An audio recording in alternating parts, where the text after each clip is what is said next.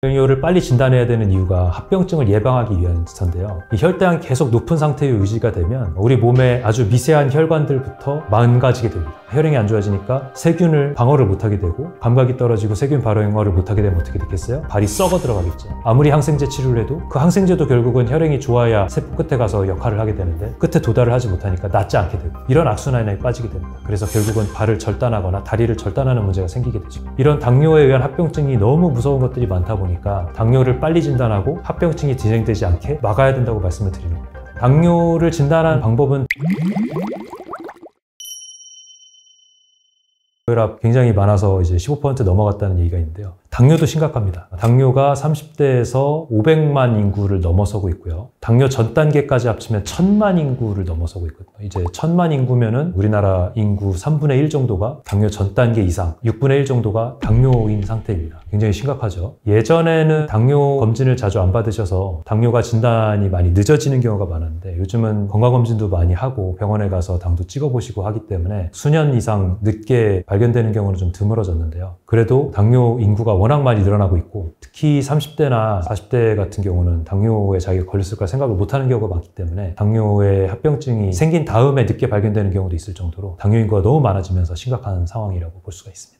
질환의 특성부터 알아야 당뇨를 왜 빨리 진단하고 치료해야 되는지 알 수가 있는데요. 당뇨는 이름에 답이 있는 겁니다. 소변에 당이 나오기 시작했다. 소변에 당이 왜 나올까 하면 혈액에 당이 너무 많이 높아져 있는 겁니다. 혈액의 혈당이 왜 높냐? 내 세포들이 당을 사용을 하지 못하고 혈액에 당이 둥둥 떠다니는 상태가 되는데, 그게 당 불내성 내지는 인슐린 저항성이라고 하거든요. 당 수치가 올라가게 되면 저절로 인슐린이 분비가 돼가지고, 인슐린은 어떻게 보면 당 성분이 근육세포에 들어가게 하는 열쇠의 역할을 하는데, 세포에 들어가야 되는데 세포가 그걸 받아들이지 않는 상태가 되는 겁니다. 두 가지 이유가 있어요. 첫 번째는 세포가 이미 당을 많이 머금고 있는 경우에는 세포가 당을 쓰지를 않겠죠. 당이 이미 꽉 차 있으니까. 그렇기 때문에 당을 어느 정도 소진을 해주고 나서 당이 들어가야 다음 순서가 되는데, 필요가 없어서 안 쓸 수가 있고, 두 번째는 계속 인슐린 피크가 나왔다가 떨어졌다가 당이 늘어났다 줄었다 이렇게 하면서 이 인슐린이 당을 세포에 넣어주는 기능이 고장이 나는 겁니다. 그게 이제 당 불내성이라고 하는데, 이게 2형 당뇨, 나이가 들어서 생기는 당뇨의 주요 원인이 되는 거죠. 그다음 1형 당뇨 같은 경우는 어렸을 때 생기는 당뇨로 인슐린이 분비가 안 돼서 생기는 질환이고요. 우리가 얘기하는 주요 당뇨라는 거는 2형 당뇨를 얘기한다고 보시면 되겠습니다. 2형 당뇨가 왜 문제가 되느냐? 생활 습관 때문에 생긴다고 했잖아요. 너무 당이 높게 유지가 되거나 당 피크가 생겼다가 또 인슐린이 많이 나오면서 당이 오히려 떨어져가지고 또 허기가 져서 먹게 되는 이 반복되는 이 악순환 사이클이 벌어지거나, 또는 지방이나 단백질을 너무 많이 먹고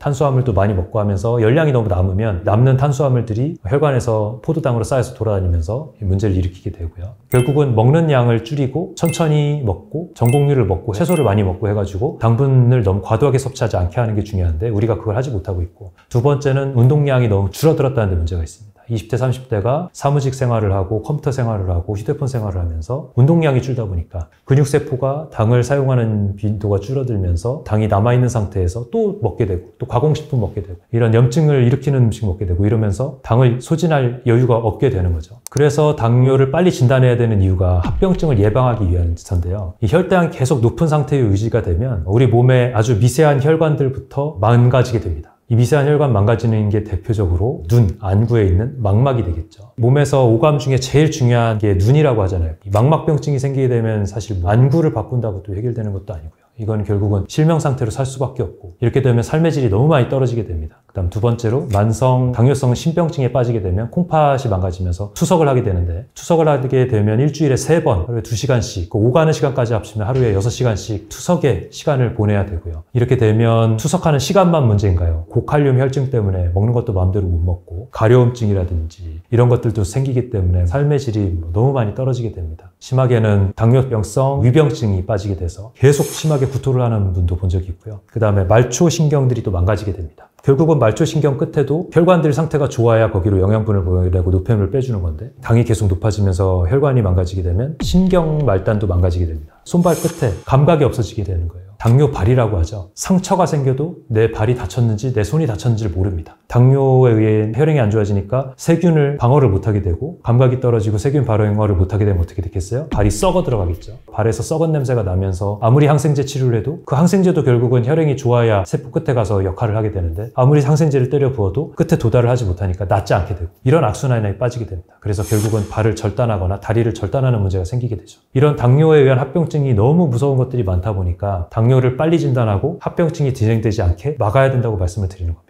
그런데 당뇨를 합병증만 막는 게 해결책이냐? 당뇨 약을 먹어서 당을 억지로 낮출 수는 있지만 합병증을 계속 무한정 막을 수는 없거든요. 결국은 나이가 들면서 합병증이 천천히라도 진행이 되게 되는데 그럼 결국은 근본적인 치료는 뭐냐는 생각을 해야 되는 거죠. 고혈압, 당뇨 걸리면 평생 약을 먹어야 된다고 생각을 하시는 분들이 많은데 아닙니다. 생활 습관을 바꾸면 혈압, 당뇨 끊을 수가 있는 겁니다. 전곡류 식사하고 채소 원저 식사를 50% 이상 많이 하고 단백질이랑 탄수화물은 3대 2 정도로 조금만 먹고 운동을 많이 하면 혈압, 당뇨 끊을 수 있거든요. 그렇게 해서 완전히 근본적인 치료를 해야 합병증의 진행을 막을 수가 있는 겁니다. 당뇨의 무서운 합병증들을 막으려면 근본적인 치료를 하셔라, 식생활 개선을 하셔라 라고 말씀을 드리고 싶습니다. 생각나는 분이 한 분 있어요. 응급실에 굉장히 자주 오세요. 전날 오고 다음날도 또 오시고 이러기도 하고. 왜냐하면 쉬지 않고 구토를 하는 증상이 있어서였어요. 당뇨가 30년 차 되는 50대 여성, 일찍 당뇨가 생긴 거죠. 1형 당뇨였는데 구토를 계속 하다 보니까 먹지는 못해서 완전히 빼빼 마르고 낯빛은 굉장히 거무죽죽한 상태가 되어 있고 속이 불편하니까 손을 넣어서 억지로 구토를 해요. 주사를 달고 수액을 보충하라면서 진토제를 쓰는데도 쉬지 않고 계속 구토를 하고 나중에는 피까지 나게 됩니다.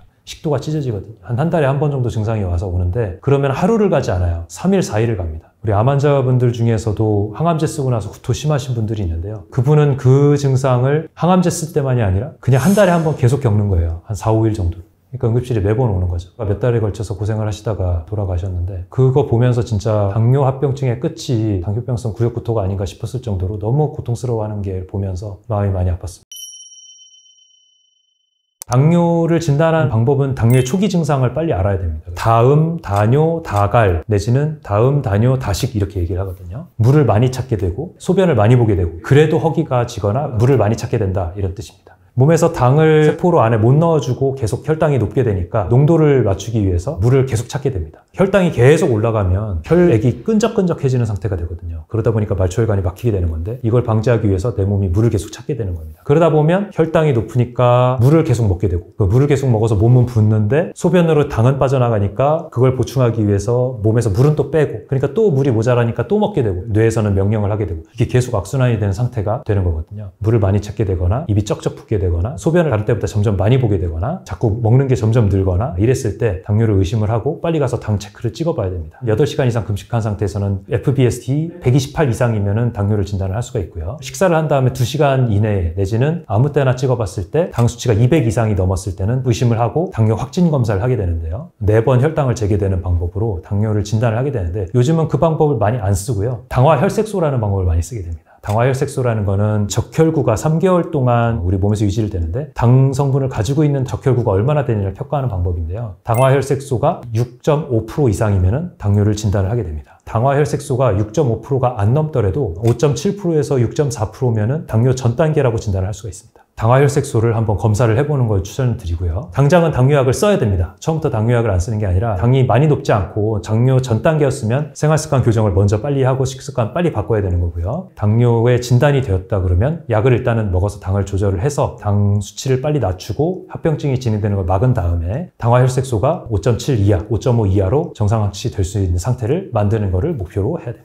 피부 질환도 당뇨의 어떤 증상일 수가 있는데요. 대표적으로는 끈적끈적한 혈액 때문에 혈액이 나빠지면서 말초 혈관들이 괴사가 오는 거잖아요. 피부 끝에도 결국은 세포에 수분을 제대로 보충을 못 해주게 되고 세포가 건조해지게 됩니다. 그래서 당뇨에 의해서 간지러움이 생긴다는 거는 결국은 건조 때문에 생기는 경우가 많고요. 그 외에 접히는 피부나 목 뒤라든지 겨드랑이, 사타구니 이런 데에 피부 색깔이 약간 거무죽죽해지는 그런 증상이 있을 수가 있습니다. 요거는 흑색 극세포증이라고 하는 증상인데요. 요거는 뭐냐면 세포를 다시 재생시키는 진피 끝에 있는 아세포종들이 제대로 혈액 공급을 못 받으면서 각질이 계속 일어나면서 걔네들이 쌓여서 침착이 돼가지고 껍게 보이는 그런 증상을 얘기합니다. 이런 증상들도 피부 증상일 수가 있고요. 그 외에도 지젖이라든지 이런 것들도 얘기를 하는데 흑색 극세포증도 당뇨를 의심해야 되는 피부 증상의 하나로 볼 수가 있습니다. 소변을 많이 보는 거는 당뇨의 증상인데 소변에 거품이 난다는 정확하게는 당뇨의 증상은 아닙니다. 소변에서 거품이 나온다는 거는 당과는 다른 겁니다. 단백뇨라는 거는 우리 몸에서 신증이라 그래서 신장에 병증이 생기면 사구체가 단백질을 걸러내지를 못하면서, 원래는 사구체는 단백질은 다 다시 재흡수를 해야 되거든요. 안 내려와야 되는데 단백질이 투과를 해서 소변에 나오기 시작했다는 거는 사구체 질환이 생겼다는 겁니다. 그 얘기는 소변에 압력이 가해지면 소변이 거품이 생기면서 터지지 않는 거품이 돼요. 그런 게 많이 나타날 때는 단백뇨를 의심을 해야 되는 거고, 그렇기 때문에 신증을 걱정하는 건데, 당뇨가 오래되면 당뇨병처럼 신증이 올 수가 있잖아요. 투석 전 단계처럼. 이렇게 되면 오히려 단백뇨가 나타날 수가 있습니다. 당뇨의 증상이라고 보긴 어려운데 당뇨병에 의한 합병증으로 거품뇨가 나올 수는 있다. 이렇게 알고 계시면 되겠습니다. 근데 실제로 우리나라에서 신증의 가장 많은 원인이 당뇨예요. 그래서 그런 얘기가 나오지 않았나 싶습니다.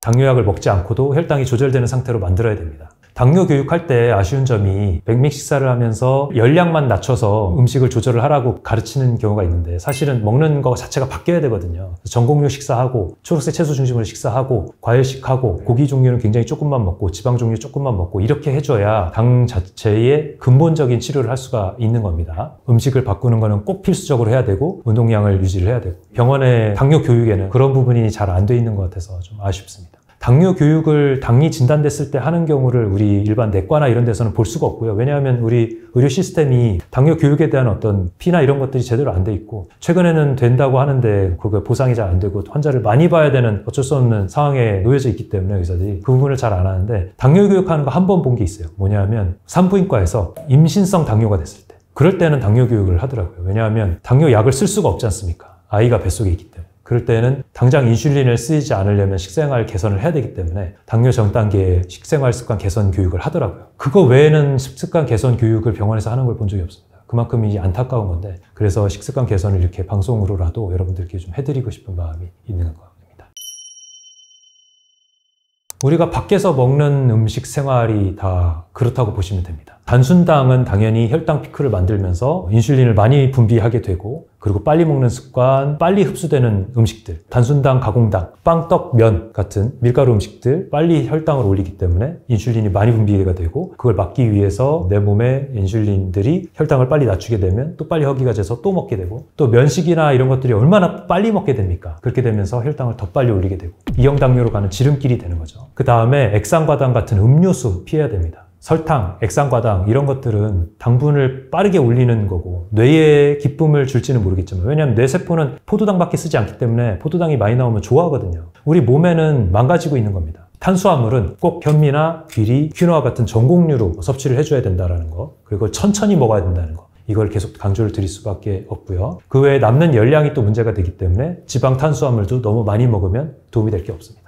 그렇게 보면 식생활이라는 거는 많이 말씀드리는 현미채식 중심의 식생활뿐 아니라 좋은 고기와 좋은 지방으로 먹으라고 하는 저탄고지도 결국은 같은 얘기를 하는 거예요. 재운 채소를 많이 먹고 지방이랑 단백질은 오메가3가 많이 들어있는 좋은 성분을 먹고 탄수화물을 극도로 줄여라 하는 게 저탄고지인 거고, 결국은 바라는 방향은 똑같고 건강한 채소 중심이 굉장히 중요하다는 거를 말씀을 드릴 수가 있습니다. 두 가지 다 제가 기회가 돼서 해봤지만 저탄고지 하기가 우리 식생활에서 굉장히 어려워요. 한식 중심의 식생활에서는 현미로 된 전곡류 식사와 채소 과일식이 훨씬 더 우리 몸에 맞습니다. 그래서 저는 이쪽을 추천을 드리는 거예요. 지중해식 식사도 마찬가지예요. 해조류나 어패류 같은 게 조금 들어가 있긴 하지만 결국은 중심이 되는 건 건강한 과일과 채소거든요. 올리브 이런 것들도 다 과일이고, 결국은 좋다고 하는 식생활들은 다 공통점이 있다. 밖에서 먹는 음식 중에 채소가 얼마나 되는지를 생각해 보면 답 나오는 겁니다. 쌈채소, 잎채소, 건강한 채소를 많이 먹고 건강한 과일들 이런 것들을 많이 먹어줘야 남는 열량이 적어지고, 그 다음 계단 오르기라든지 빠른 걷기로 운동량을 늘려야 남는 열량이 적어진다는 거. 이게 계속 반복되는 얘기거든요. 어떻게 먹고 어떻게 생활하고 있는지를 한 번 더 점검을 한다면 당뇨뿐 아니라 만성질환들, 암, 류마티즘, 알레르기에서 멀어지는 생활습관이 뭔지를 저절로 알게 될 겁니다.